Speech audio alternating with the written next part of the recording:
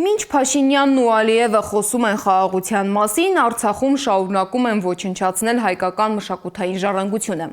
Ապրելու երկիր կուսակցության համահիմնադիր Մանեթ Հանդիլյանը գրել է, որ Ստեփանակերտի Սուրբ Հակոբ եկեղեցու ոչնչացման մասին տեղեկությունները խորապես մտահոգիչ են։ Նրա խոսքով մշակութային եւ հոգեվոր ժառանգության հետևողական ոչնչացումը չի կարող մնալ անարձագանք եւ պետք է ստանա հստակ գնահատական, ինչպես Հայաստանի իշխանության, այնպես էլ միջազգային կառույցների կողմից։